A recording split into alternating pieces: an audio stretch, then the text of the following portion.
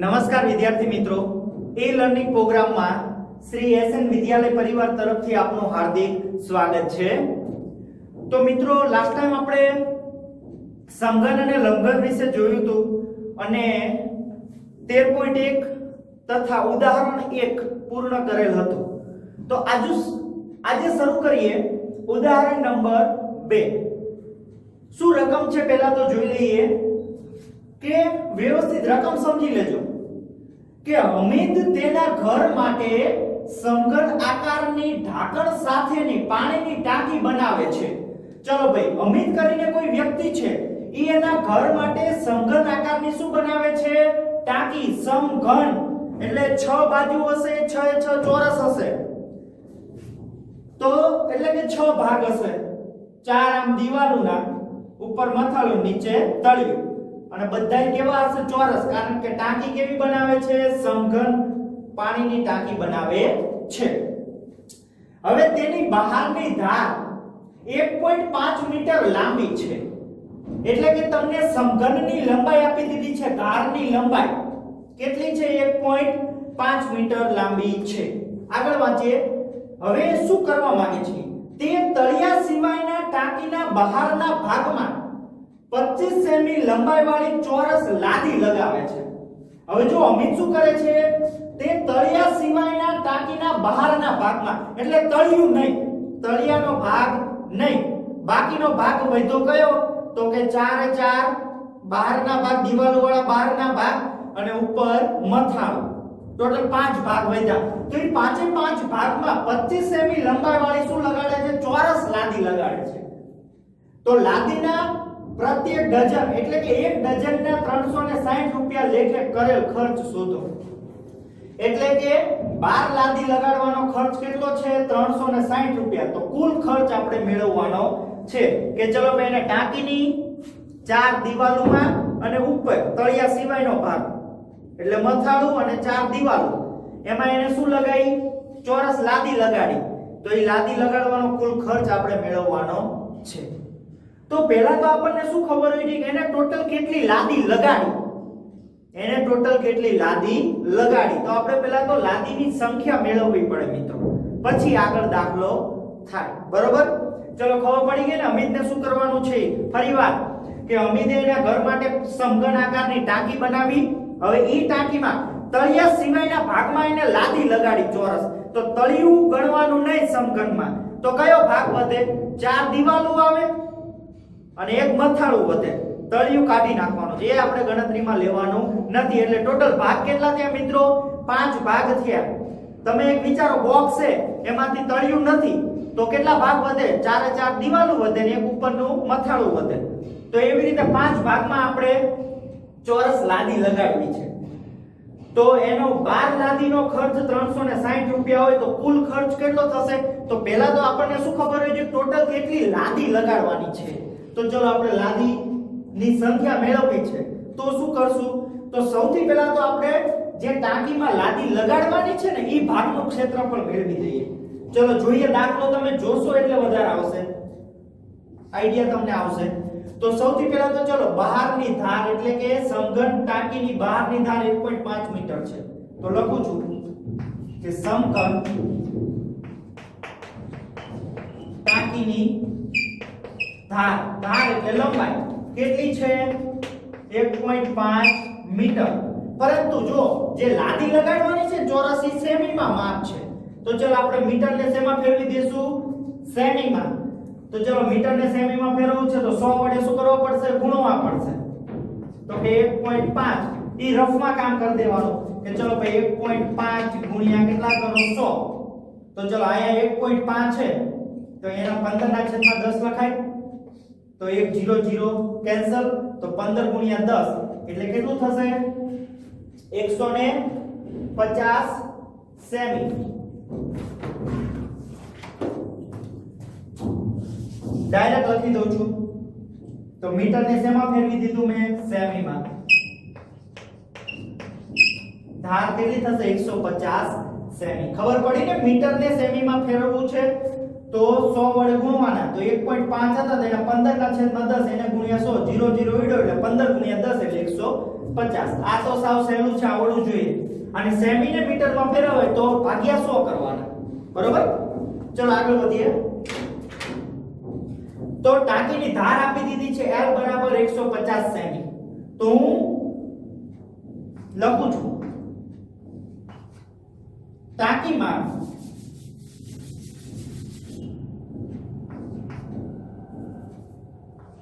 સમઘન ટાંકીમાં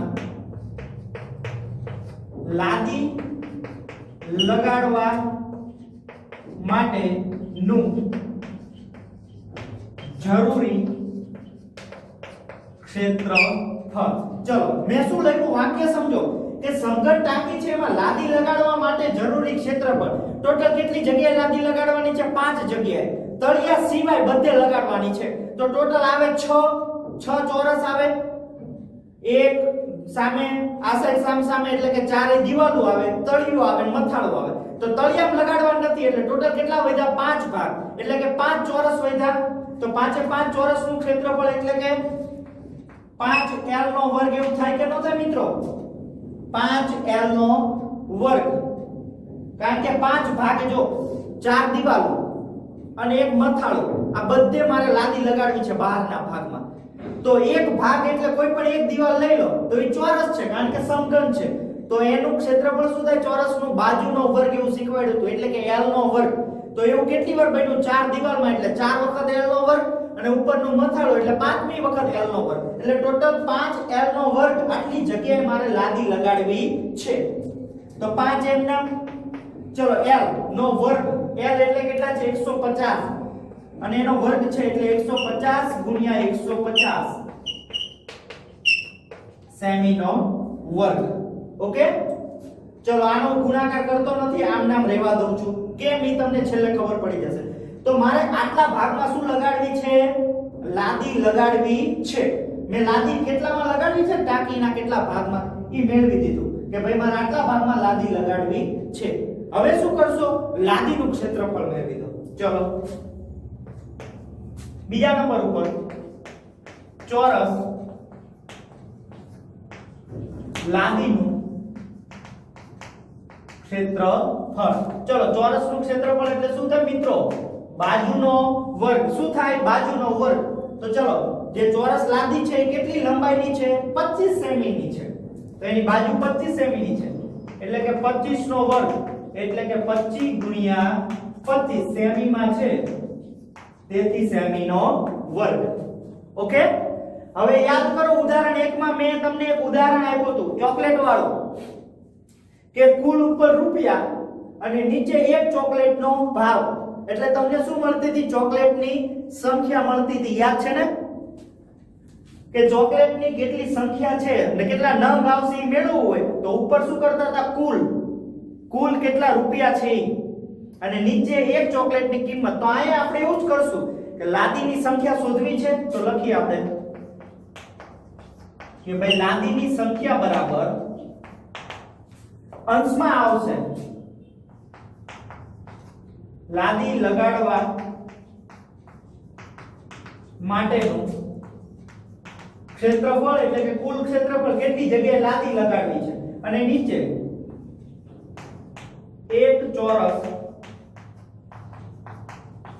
લાદીનું ક્ષેત્રફળ.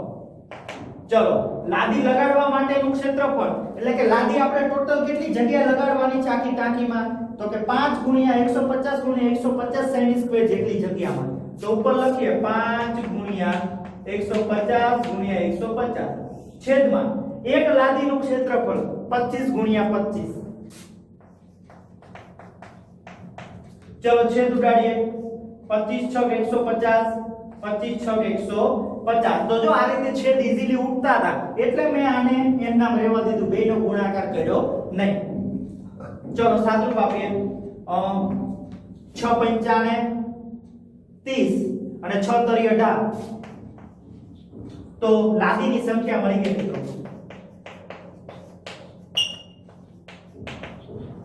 કેટલી થઈ 180 ટોટલ આખી ટાંકીમાં તળિયા સિવાયના ભાગમાં 180 લાદી વપરાશે ચારે દિવાલોમાં બહારના ભાગમાં અને ઉપર મથાળામાં લાદી મારશે ચોરસ કેટલી જોશે 180 લાદીની જરૂર પડશે ચલો હવે ત્રિરાશિ રાખી દો ડઝનના કેટલા છે 360 રૂપિયા ખર્ચો તો લખીએ અહીંયા કે લાદીની સંખ્યા અને આ સાઈડ લખીએ ખર્ચ ઓકે તો લાદીની સંખ્યામાં જોઈએ તો આપણે પ્રત્યેક ડઝનો એક લાદીનો નથી 12 લાદીનો ખર્ચ આપ્યો છે તો લખીએ આપણે કે ચલો ભાઈ લાદીની સંખ્યા 12 લાદીના કેટલા રૂપિયા થાય છે 360 રૂપિયા 12 લાદીના કેટલા 360 રૂપિયા ટોટલ તમારે કેટલી લગાડવી છે 180 લાદી તો 180 લાદીના કેટલા ઓકે તો ચલો કુલ ખર્ચો લખીએ આપણે ફાઇનલી કુલ ખર્ચ બરાબર ચલો આ બંનેનો શું થશે ગુણાકાર અને 12 જશે છેદમાં તો ચલો 180 ગુણ્યા 360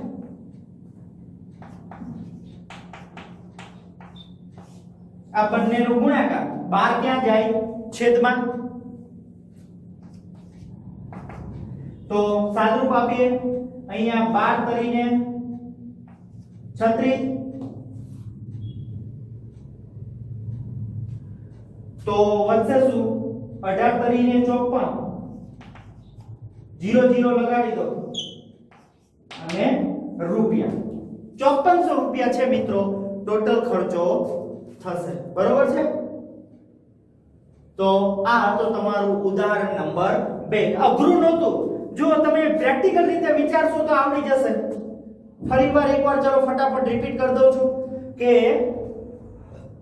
અમિત હતો અમિતને શું કરવું હતું ભાઈ એની ઘરે ટાંકી બનાવી હતી ને તો ટાંકીમાં સમઘન ટાંકી એટલે બધા જો સમઘન એટલે તમારા મગજમાં એટલું વિચારવાનું કે સમઘનો એટલે 6 ચોરસ હોય આમ બે સામસામે બે ઉપર અને નીચે તો એમાં એને ચોરસ લાદી લગાડવી હતી તળિયા સિવાયના ભાગમાં તો કેટલા ભાગ વધ્યા 5 ભાગ વધ્યા 2 અને 2 એટલે 4 સામસામે 4 થાય અને એક ઉપર એટલે 5 તો મેં સૌથી પહેલા શું મેળવ્યું કે ટોટલ મારે કેટલા ભાગમાં લાદી લગાડવી છે તો 5 ભાગમાં લગાડવી છે એટલે 5 ગુણ્યા l નો વર્ગ કારણ કે એકનું ક્ષેત્રફળ એક ભાગનું ક્ષેત્રફળ થાય l નો વર્ગ એવા 5 ભાગ છે એટલે 5 l નો વર્ગ તો 5 ગુણ્યા 150 ગુણ્યા 150 sin સ્ક્વેર આટલા ભાગમાં મારે લાદી લગાડવી છે બરોબર હવે મેં એક લાદીનું ક્ષેત્રફળ મેળવી દીધું ભાઈ એક લાદી કેટલી જગ્યા રોકશે તો કે ચોરસ લાદી છે એટલે ચોરસનું ક્ષેત્રફળ એટલે બાજુનો વર્ગ તો કે 25 ગુણ્યા 25 સેમી સ્ક્વેર થાય ચલો મને મળી ગયું હવે મારે લાદીની સંખ્યા મેળવવી હોય તો એકદમ કોમન વસ્તુ છે કે કુલ જેટલામાં લાદી લગાડવાની છે એને ભાગ્યા એક ચોરસ લાદી કરી દો એનું ક્ષેત્રફળ તો મને લાદીની શું મળી જાય સંખ્યા મળી જાય તો કુલ ભાગ્યા એક કરું એટલે મને એના નંગ મળે આવું મેં ચોકલેટમાં ઉદાહરણ આપ્યું તમને તો કુલ ક્ષેત્રફળના છેદમાં એક ચોરસ લાદીનું ક્ષેત્રફળ કર્યું એટલે મને 180 લાદીની સંખ્યા મળી તો દાખલો પતી ગયો શું થયું 180 લાદી મારે લગાડવી છે તો 12 લાદીના 360 રૂપિયા તો 180 લાદીના કેટલા તો આ બેનો ગુણાકાર ભાગ્યા 12 તો 12 તરી 36 18 તરીને 54 બે 0 લાગ્યા તો 5400 રૂપિયા કુલ ખર્ચો થશે ઓકે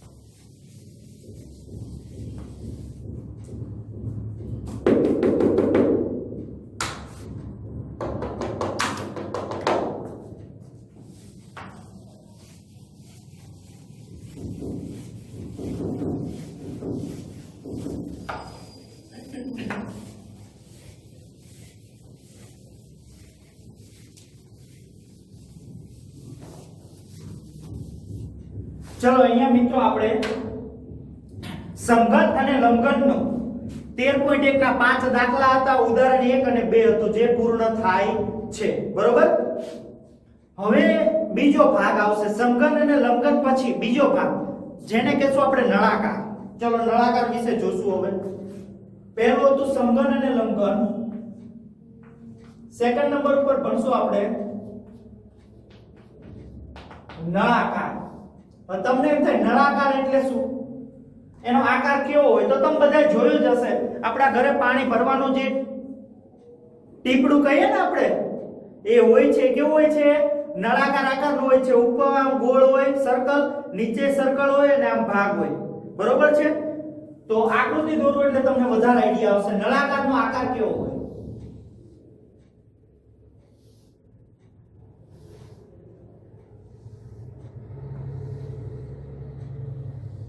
હવે આઈડિયા આવી જવો જોઈએ. આ ઉપલો ભાગ એક ગોળ છે, આમ ઉપર છે ખુલ્લો, આ નીચલો ભાગ ખુલ્લો છે અને આ રીતે હોય, તો આને શું કહેશું, નળાકાર કહેશું. તો આપણે આમાં બીજા બે સૂત્ર જોવાના છે. સૂત્ર નંબર 1 અને બીજું. નળાકારની વક્ર સપાટીનું ક્ષેત્રફળ શું થશે, 2πrh. નળાકારની વક્ર સપાટીનું ક્ષેત્રફળ 2πrh. r એટલે ત્રિજ્યા. તો ચલો અહીંથી આ વર્તુળ છે, તો વર્તુળના કેન્દ્રથી વર્તુળ સુધીના અંતરને શું કહેવાય, ત્રિજ્યા r. તો એમ અહીંયા તે આ ત્રિજ્યા r કહેવાય. ઓકે. અને અહીંથી બે કેન્દ્રથી કેન્દ્ર સુધીના અંતરને કહેવાય ઊંચાઈ. તો નળાકારની વક્ર સપાટી. હવે પ્રશ્ન એ છે વક્ર સપાટી એટલે કેવી સપાટી? તો આ જે નળાકાર છે તમને દેખાય છે એનો આ ફરતો ભાગ. કેવો ભાગ? ફરતો ભાગ. તો એને શું કહેશું, નળાકારની વક્ર સપાટીનું ક્ષેત્રફળ. અને નળાકારનું કુલ ક્ષેત્રફળ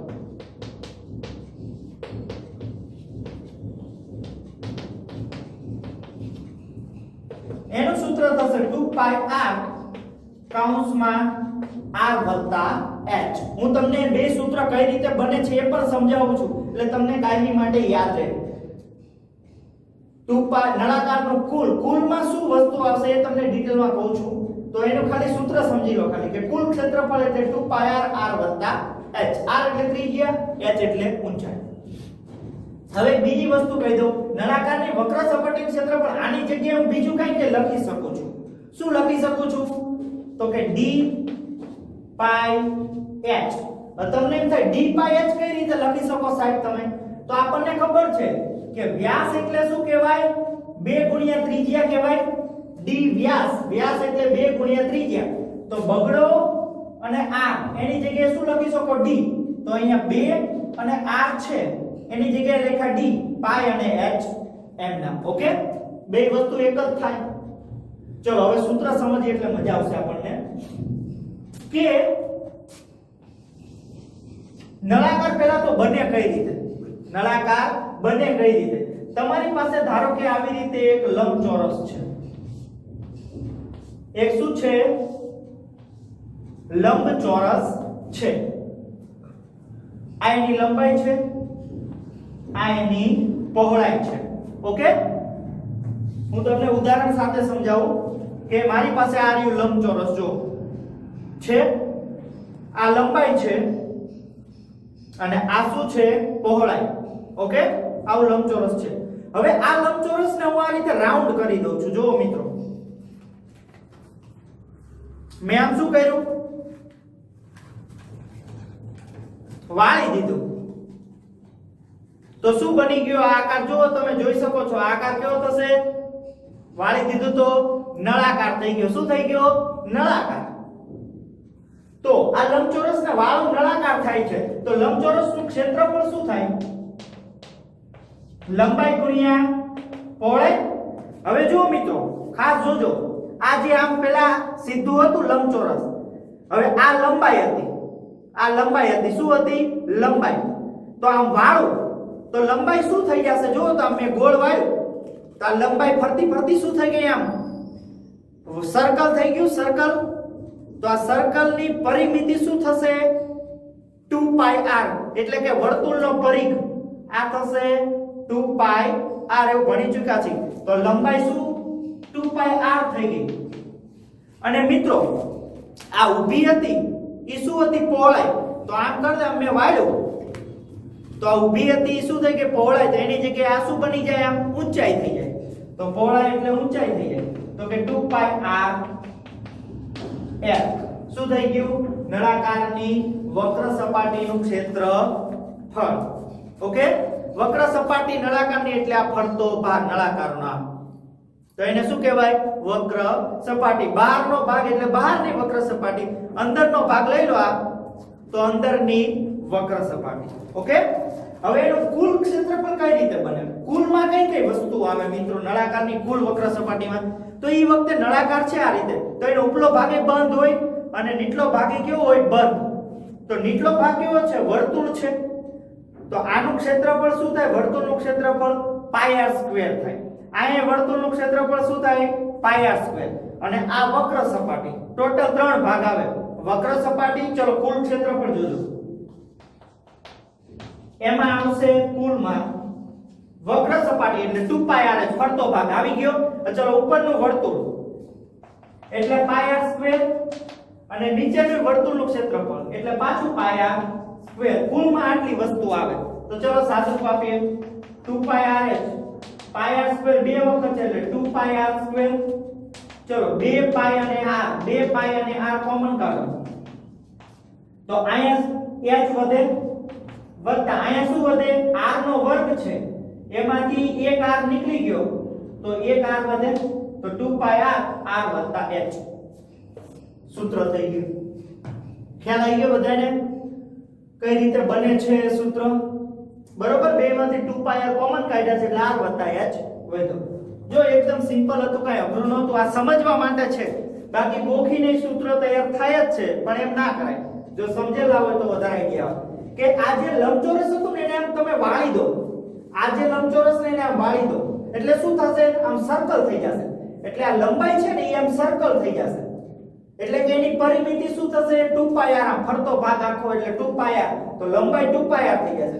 અને આ પહોળાઈ છે ને શું બની જશે? આમ વાળશો એટલે ઊંચાઈ થઈ જશે. તો પહોળાઈ જગ્યાએ ઊંચાઈ એટલે એની વક્ર સપાટી ફરતી થઈ ગઈ. તો એનું ક્ષેત્રફળ થશે 2πr h. અને 2 અને r એની જગ્યાએ શું લખાય? d. 2 ગુણ્યા ત્રિજ્યા એટલે વ્યાસ લખાય તો કે d. અને π અને h એમ નામ. તો કોઈ પણ સૂત્ર વાપરો તોય ચાલે. અને કુલમાં શું? તો કે આ જે નળાકાર મેં બનાવ્યો તો આ રીતે, આ જે નળાકાર, તો એની વક્ર સપાટી આવશે. આ વર્તુળનું ક્ષેત્રફળ તળિયાનું અને મથાળાનું વર્તુળનું ક્ષેત્રફળ બધું ભેગું કરો એટલે કુલ ક્ષેત્રફળ મળે. તો ચાલો નળાકારમાં આ થશે ત્રિજ્યા. તમારી ખાસ ધ્યાન રાખજો, વર્તુળના કેન્દ્રથી વર્તુળ સુધીના અંતરની ત્રિજ્યા. કેન્દ્રથી કેન્દ્ર સુધીના અંતરને કહેશું આપણે ઊંચાઈ h. નળાકારની વક્ર સપાટીનું ક્ષેત્રફળ 2πr h અથવા dπ h અને નળાકારનું કુલ ક્ષેત્રફળ 2πr કૌંસમાં r વત્તા h.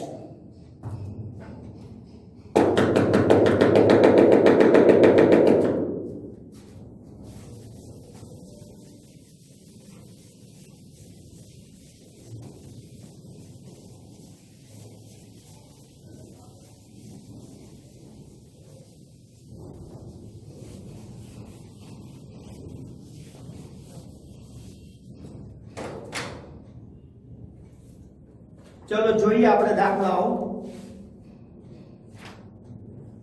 સ્વાધ્યાય 13.2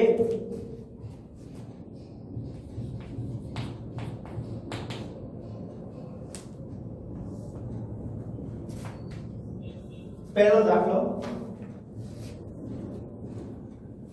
લંબવૃત્તીય નળાકારની ઊંચાઈ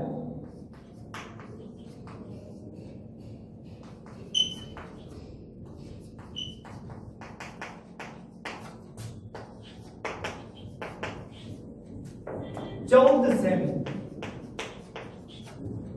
અને વક્ર સપાટીનું ક્ષેત્રફળ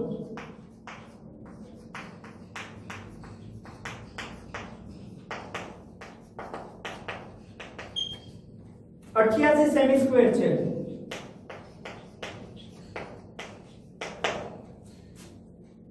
તો નળાકારના પાયાનો વ્યાસ શોધો. તો નળાકારના પાયાનો વ્યાસ શોધો. ચલો મેળવી દઈએ. તમને લંબવૃત્તીય નળાકારની ઊંચાઈ આપી. લંબવૃત્તીય નળાકાર એટલે કે એક નળાકાર છે, એની ઊંચાઈ 14 સેમી છે તથા તેની વક્ર સપાટીનું ક્ષેત્રફળ આપ્યું છે, એટલે કે ફરતા ભાગનું ક્ષેત્રફળ 88 સેમી સ્ક્વેર છે. તો તેના નળાકારના પાયાનો વ્યાસ એટલે શું? તો મિત્રો ચલો આ નળાકાર છે, જોઈ શકો છો તમે. આ એક શું છે? નળાકાર છે. હવે એની ઊંચાઈ 14 સેમી એટલે આ ઊંચો કેટલો છે? 14 સેમી છે. હવે તેની વક્ર સપાટીનું ક્ષેત્રફળ 88 સેમી સ્ક્વેર એટલે આ ફરતા ભાગનું ક્ષેત્રફળ કેટલું છે? 88 સેમી સ્ક્વેર. તો તેના પાયાનો વ્યાસ, તો આ નળાકાર છે તો આ એનો પાયો થયો. તો પાયામાં જો વર્તુળ બને છે, આ વર્તુળ, તો આ વર્તુળનો શું માંગ્યો છે? વ્યાસ તમારે મેળવવાનો છે.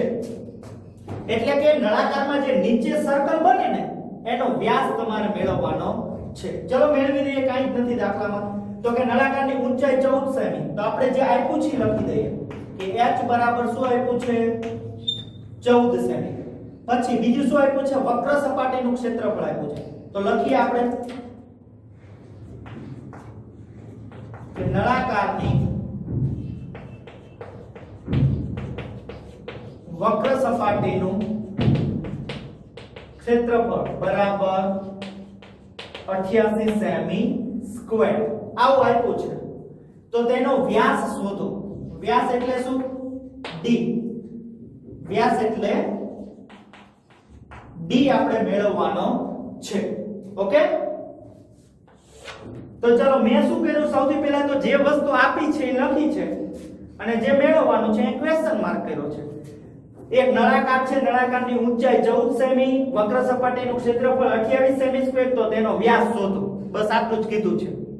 તો ચલો આપણને વક્ર સપાટીનું ક્ષેત્રફળ આપી દીધું છે, તો આપણે વક્ર સપાટીના ક્ષેત્રફળના સૂત્રનો ઉપયોગ કરશું. તો લખીએ કે નળાકારની વક્ર સપાટીનું ક્ષેત્રફળ. ચલો શું સૂત્ર થશે મિત્રો? 2 પાઈ r h થાય આવું. તો મેં લખ્યું ભાઈ નળાકારની વક્ર સપાટીનું ક્ષેત્રફળ બરાબર 2 પાઈ r h. ચલો મિત્રો ક્ષેત્રફળ એટલે ખબર જ છે કેટલું છે? 88. તો આ ક્ષેત્રફળની જગ્યાએ લખો 88 બરાબર 2m ના પાઈ એટલે ખબર છે 22/7. ચલો r ખબર નથી, ત્રિજ્યા m ના, અને h કેટલો આપ્યો છે આપણને? 14. h ની કિંમત છે 14. મેં અહીંયા કઈ નથી કિંમત મૂકી છે કે ભાઈ ચલો નળાકારની વક્ર સપાટીનું ક્ષેત્રફળ આપ્યું છે તો મેં સૂત્ર લખ્યું. ક્ષેત્રફળ એટલે કેટલા છે? 88. ભાઈ આ 2m ના પાઈ એટલે 22/7. ત્રિજ્યા આપણી પાસે આપેલી નથી તો ત્રિજ્યા m ના અને h ની જગ્યાએ 14. ચલો છેદ ઉડાડીએ. અહીંયા 7 છે અને અહીંયા 14 એટલે 7 દુ ને 14. તો 7 નું ભાગીએ 88 બરાબર અહીંયા શું વધ્યું? તો કે 2 ગુણ્યા 22 એટલે 44 અને 44 ગુણ્યા 2 એટલે 88 ગુણ્યા 8. 2 ગુણ્યા 22 એટલે 44 દુ 88 અને 8 આટલું વધ્યું. ચલો બે બાજુથી 88 જતા રહ્યા તો r બરાબર કેટલા વધશે? 1 સેમી. ચલો મને શું મળી? ત્રિજ્યા મળી ગઈ 1 સેમી. મારે તો મેળવવો છે વ્યાસ, તો હવે આરામથી મળી જાય ને ભાઈ. લખી દેવાનું વ્યાસ d એટલે શું કે? વ્યાસ d એટલે 2 ગુણ્યા ત્રિજ્યા, તો 2m ના ત્રિજ્યા કેટલી મળી? 1 સેમી. તો 2 અને 2 તો ફાઇનલી વ્યાસ એટલે કેટલું થશે? 2 સેમી. આ થઈ ગયો આપણો જવાબ. ઓકે, સાવ સિમ્પલ દાખલો હતો ને. જો ક્ષેત્રફળનું સૂત્ર મૂકો એટલે તમને ત્રિજ્યા મળે અને ત્રિજ્યાના ડબલ કરો એટલે શું મળી જાય? વ્યાસ.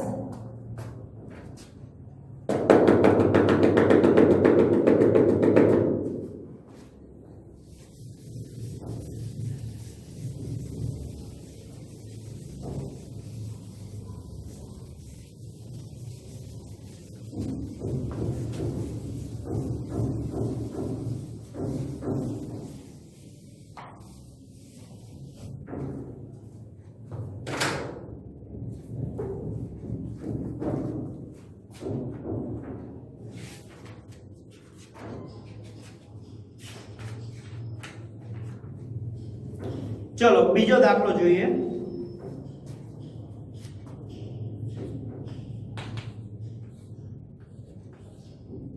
કે ધાતુના પતરામાંથી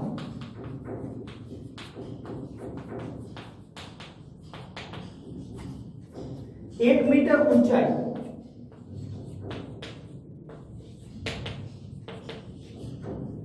અને 140 સેમી પાયાના વ્યાસ વાળી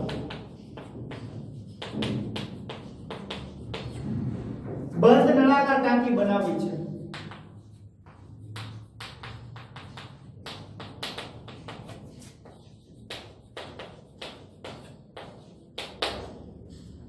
તે બનાવવા માટે કેટલા ચોરસ મીટર પતરાની જરૂર પડશે? તે બનાવવા કેટલા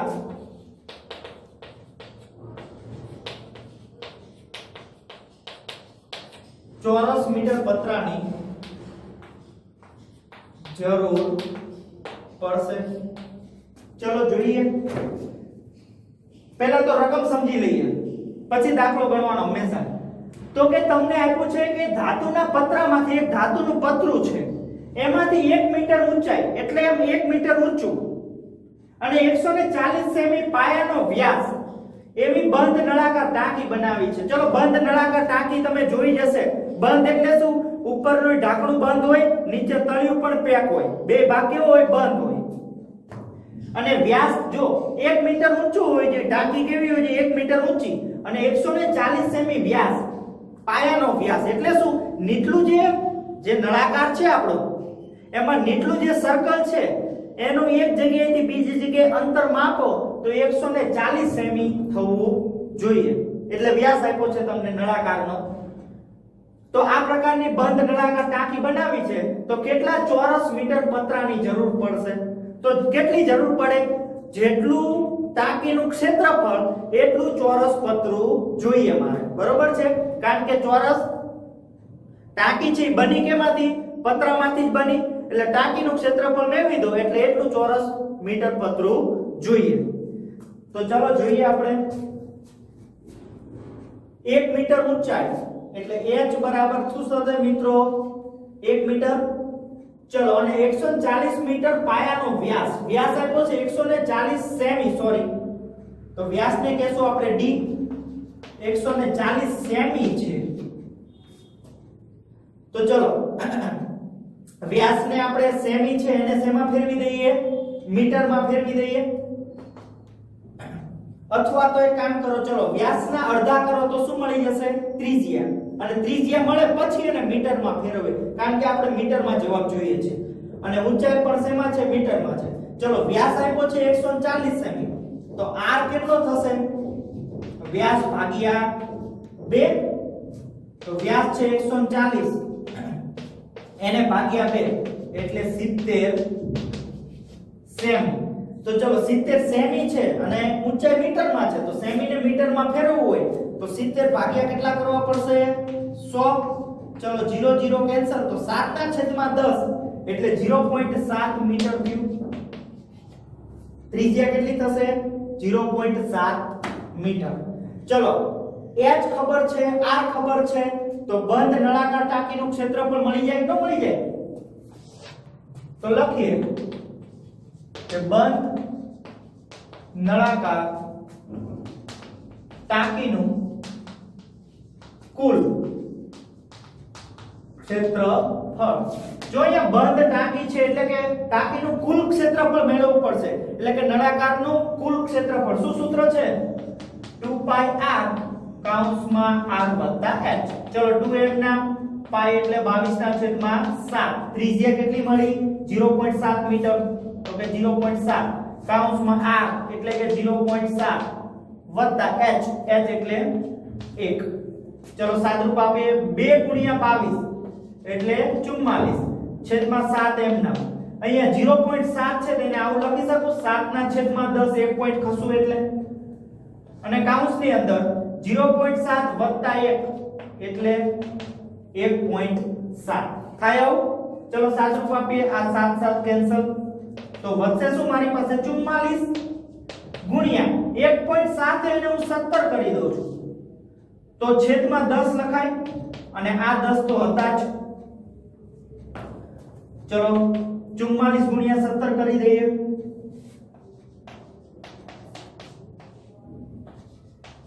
7 4 28 7 4 28 ને 2 30